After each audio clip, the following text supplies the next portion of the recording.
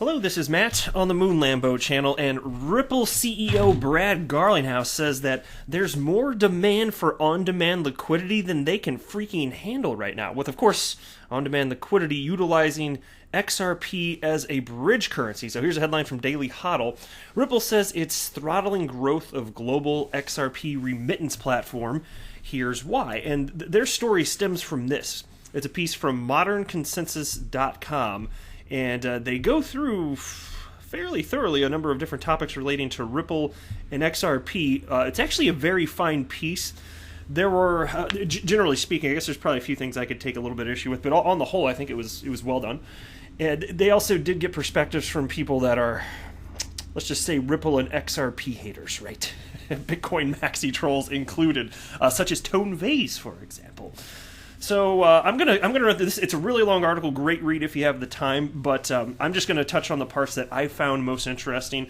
And very early on, I'll start talking about what Brad Garlinghouse had to say as far as there's too much demand for on-demand liquidity, which for me as an XRP holder, I do not hate hearing, especially with a personal story that I'm going to share with you in just a second, which is related directly to XRP. But before we go any further, if you would please, ladies and gentlemen, boys and girls, just delicately tap that like button, but no need to get all smashy with it. Just a frilly little delicate tap will do. And also go ahead and subscribe to the Moon Lambo channel. Don't cost nothing, son. Take my free content.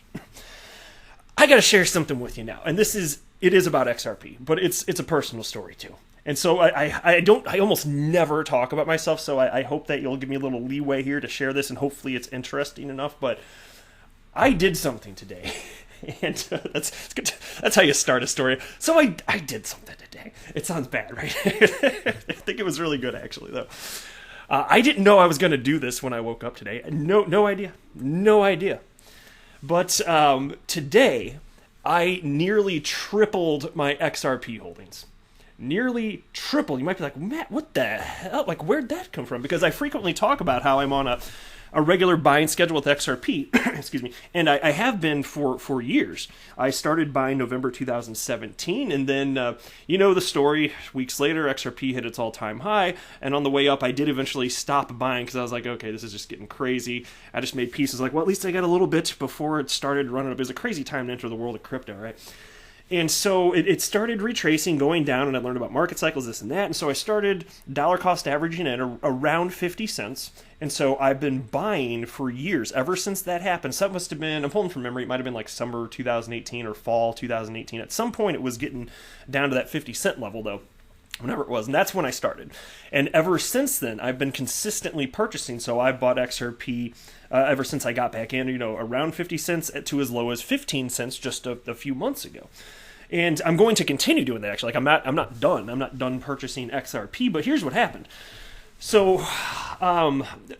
for me, all the money that I earn, it all has a purpose. So it's a bad idea to keep a bunch of money in a checking account, right? I mean, make sure you have enough to cover your expenses each month and, a rainy day fund. That's all well and good. And so I do that, but I ended up earning a whole lot more money somewhat recently than I was expecting. I'm a business owner, and things kind of ebb and flow. And I was like, it is ridiculous for me to have as much cash in my checking account as I do. I was like, this is no good. Like, it's a bad idea to keep that much cash on hand, because you got to give your dollars a mission. You got to give them a task, because if you're just leaving dollars as dollars without investing or doing something, you're just letting inflation eat the value of it away. And inflation on average is 2%, and then there's concerns that it's going to be even higher. And so I had this, and it had just been growing over time, whatever period of months. And so it just kind of crept up, and I started thinking about it when earlier today, and I was like, I cannot. It just hit me. I was like, I got to do something about it. Like, this is way too much cash to just have in my checking account. And so it hit me. I was like, wait a minute. Because I was like, I'm going to invest it in something. And then I was like, wait a minute. XRP. I was like, wait. And so, like, normally the way I treat this is like XRP, I only invest when I'm willing to lose. I am willing to lose this. So, like, I've made peace with that also. And also, like, in terms of, like, how I'm regularly investing, none of that's changed. And it's mostly weighted towards, more traditional investments and all that, and stocks and everything. But in this particular case, since I wasn't expecting to have this, I was like, what the hell? The idea just crept in my head. I was like, wait a minute. Maybe I should just throw all this extra cash that I wasn't expecting into XRP. And then I thought about it for hours now. So I was like, oh my God, I started getting nervous. I was like, am I going to do it? Am I going to do it? And then eventually I was like, I'm going to do it. And so finally, I hopped on a cryptocurrency exchange after making sure that, I making sure I had all my ducks in a row. And so I hit it. I hit the confirm button, and I damn near I'm not going to talk about how much I have, but I damn near tripled. And I've been buying XRP for almost 3 years. After I did that, I was like, oh my God, what have I done? So then, and I'm not much of a drinker these days, but I'll tell you what, I went straight to the kitchen and poured myself a shot of Four Roses whiskey, and I just threw it back. So there we go. And so, like, my mind's so frazzled at this point. And I thank you so much for humoring me and letting me tell you share this personal XRP selling story with you. I know it went a little long, but I never talk about myself. Like, it's super rare, and it's about XRP. So I was like, I have to, because like after I did it, I was like, how do I calm myself down so that I can actually put out my freaking XRP Ripple related news content on the YouTubes today? And so I was like, maybe one way to do it would just be to tell the story, get it out, and then just talk about everything else. So there we are. I did it, and I'm either really smart or really dumb. So we'll see. I think I could not be more bullish. And I was like, as I did it, I was like, this speaks to my genuine confidence. And I was like, I really believe. And look, even if XRP goes back down to 11 cents earlier, like we saw earlier this year because of the pandemic, I don't think it will. But even if it does, okay. Because I'm looking at the amount of XRP I have, not the short-term price action. Don't care. I'm still going to be emotionally bulletproof, even though I just made what for me is like a massive move. So I want to share that. Now, I should also be clear now that I've shared what I did there. I'm not a financial advisor. Okay, I don't have a financial background. And some people would say like, yeah, that proves it. No, just so don't buy or sell because of anything I say or write, period. But I did feel like selling my personal story here. But let's go ahead and jump into this now. I'm going to keep my mind straight on this as much as I can, but I had to tell that story. I hope you guys are cool with that, because I don't normally do that, even share personal stuff of any degree. But again, like I said, at least I had to do with XRP. So into this piece from Modern Consensus now. What's up with Ripple? Ripple has the distinction of being one of the largest companies in the cryptocurrency and blockchain business that is up and running and working with hundreds of customers, including a couple of major banks. The XRP token it bases its business on and owns the majority of is the third largest cryptocurrency by market cap after Bitcoin and Ethereum. And they mostly go into here, they talk about some of the concerns. They talk about Ripple selling XRP, which is clearly a non-issue in terms of if you want to even call it like new XRP introduced in the ecosystem, which I don't even think is the right way to phrase it, because Ripple is not the issuer of XRP, or rather they received XRP as an initial recipient.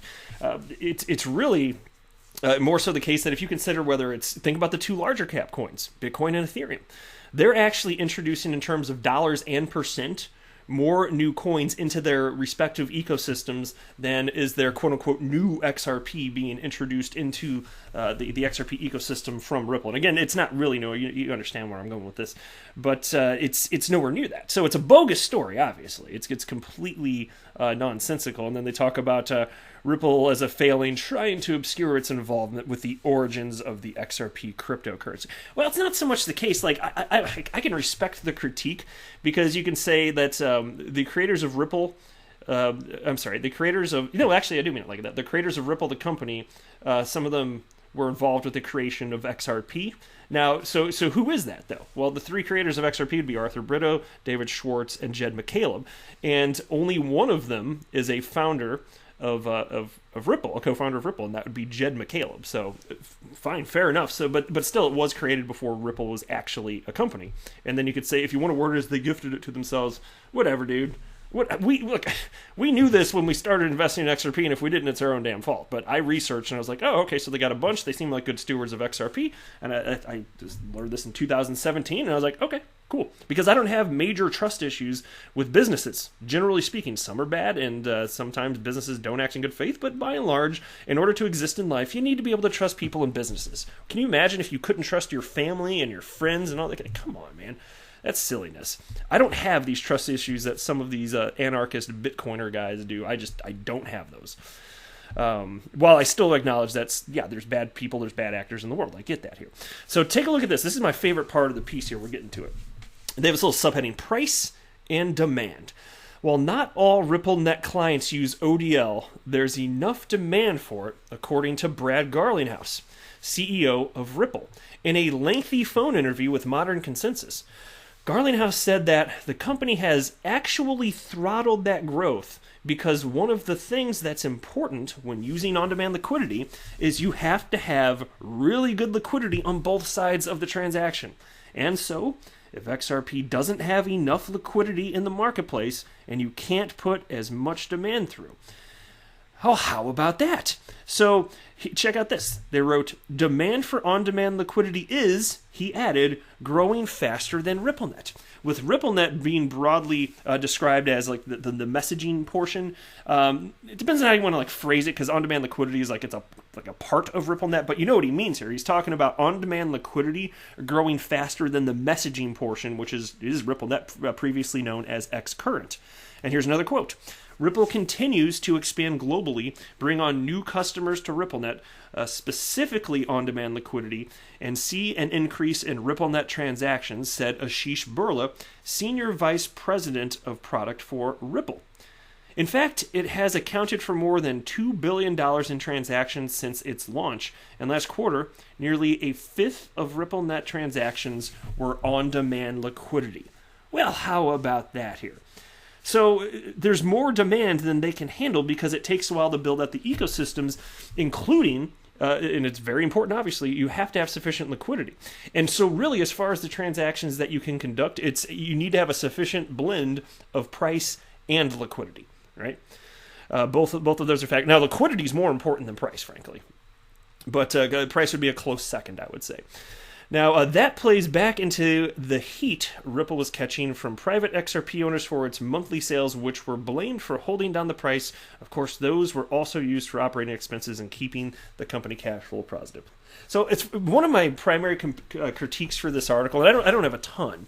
It's really just this idea. They're stating that it was the XRP community that has a beef with Ripple selling their XRP holdings.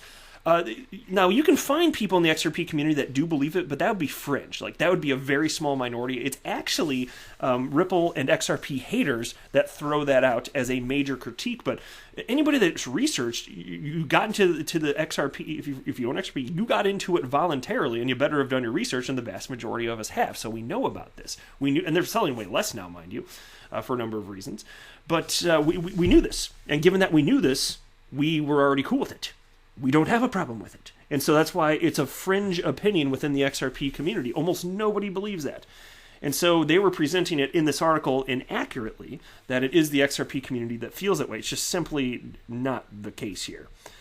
So, and then other than that, they go on to talk about XRP, this or that, as security. I don't really want to go through that. It's pretty clear to me XRP is not a security. They go on about, did Ripple really create XRP? I don't want to talk about that any further. I already talked about it. So I would just say this: if you do have time, it's worth taking a look at this. But it really is a good piece. Like, don't get me wrong. I don't want to come off as overly critical. I actually enjoyed reading through this here. But still, obviously, my favorite part. Too much demand for on-demand liquidity. Can't keep up. There you go. But that's why I keep saying, like, this is a long-term play, for me at least, holding XRP. It's going to take a long time for utility to reflect further in the price, I believe. But we shall see. Nothing in life is certain. So hopefully I'm pretty thrilled with my XRP purchase I made today. Just looking forward to another 1, 2, 3, 4, 5, 10 years. But whatever. I think it's going to be okay here.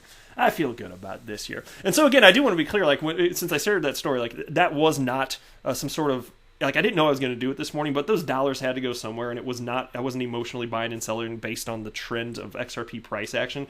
In fact, if I had this much excess back in March when it was at 11 cents, that would have been super duper. But I'm really good about managing how much cash I keep in my checking account, because for me, every dollar has a purpose. I'm very fiscally responsible. But there we are. So that's what happened. Feel free to drop a comment below. I can't believe I tripled my XRP holdings one day. I did not know I was going to do that this morning. All right, I am not a financial advisor. Do not buy or sell anything because of anything that I say or write. That would be a very, very, very bad idea. Until next time, to the moon, Lambo!